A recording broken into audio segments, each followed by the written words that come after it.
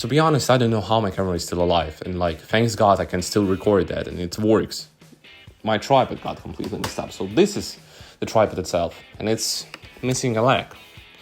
The leg is here, but oh my gosh, it's ripped off in half.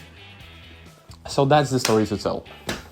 I've just decided to, just go around and film something. I've heard the quote that you need to film something every day, and it sticks to me. I want to do that. And of course, I don't have time for that, but like, I still want to do that. So I saw an opportunity to just, go around my hometown and film something. I just saw a great light. The sky is blue and there is a sunset in orange, like magenta vibes. So I've decided, just why not? I'm going to go around and film something. I filmed like everything. I filmed leaves, grass, buildings, people, whatever I could see. Then I decided to go uphill. There is like, you need to go a little bit to the top to see the rails in the railway station. I was like, why not? Well, of course, the weather wasn't that great, I can say. Like, and the mosquitoes, they were biting me, like, every single time. But, like, that's completely different from the story. So, I'm going uphill, and I see the railway station. It was great, to be honest. Like, it looked amazing. It was, like, these beautiful lampposts that were, just hitting the light to the railway station, and the sky is like blue, orangey. So it looked great, and I've decided to just go here to there. Basically, why not? And to film something there. So I'm going there, and I check for the trains, because I know like the trains there are like every single 30 minutes. So I was like, okay, sure. I was checking for it like every single time. Then I'm coming to the railway station itself, and I see on the other side of the railway station there is a bench, and the bench is light on with the lamppost. So I've decided to go there and place my camera on the other side of the railway station. That's what I did basically. I took my first take, and you can see it right now. It was great, but I just didn't like the composition and stuff like that, and I had too much negative space above me. So I've decided to take another take, and this time it's gone really bad. So I'm just thinking of the frame, like how to place that, and I place my tripod like really close to the end of the station, and basically like to the closest area that I could possibly set up the tripod and not hit the rails, That's what I did.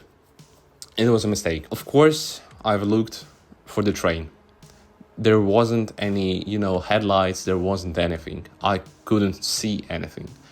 The thing is that I was without headphones as well. You can hear the train itself on the mic, I think.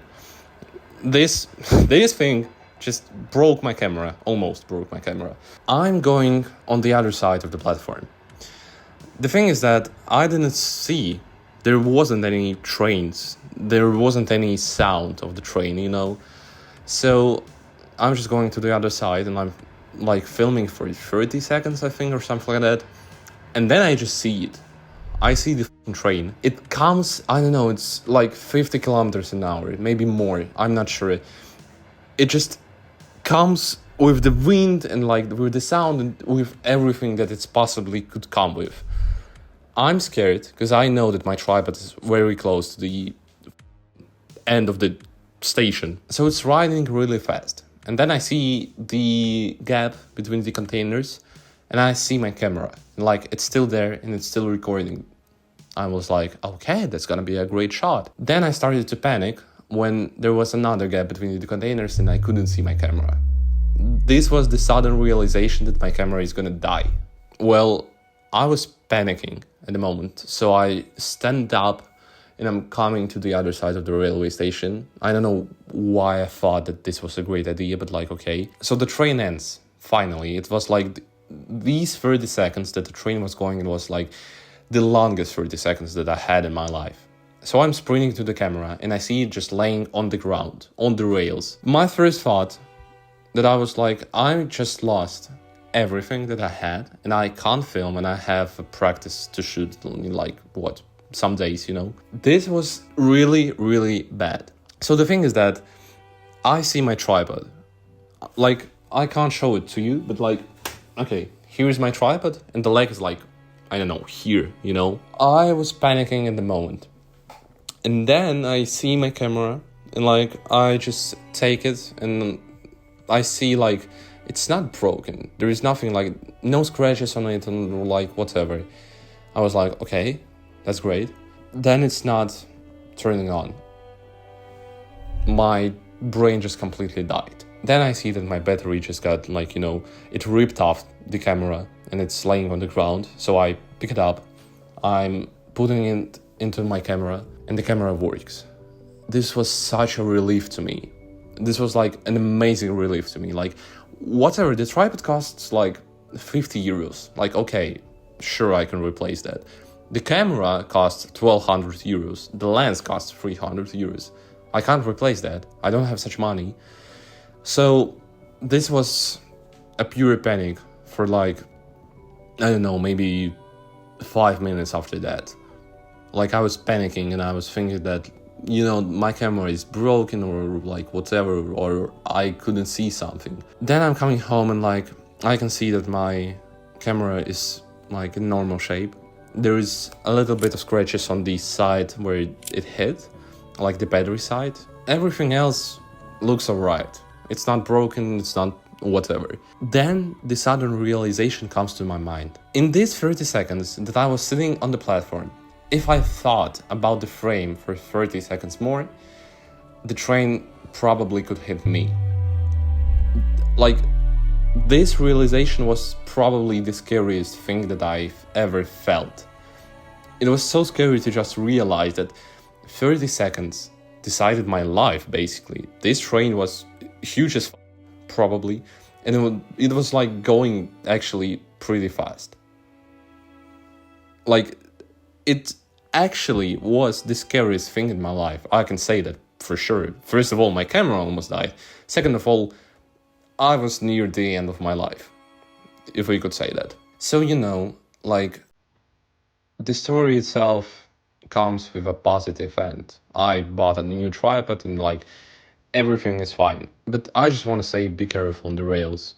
It's probably for the best to avoid rails, but I know like how great the composition is. Like, the leading lines with the rails in the railway station, they are always great with the lamppost and stuff like that. But you need to be careful on these rails, on this side of like the world, because it's like, it's probably not the deadliest, but like, it's most definitely the scariest part of the transportation. So you need two options: avoid the rails or just be as careful as you possibly could. So I want to address that to the Riga railway station, or like whatever it's called. I beg you, please put lights on your cargo trains.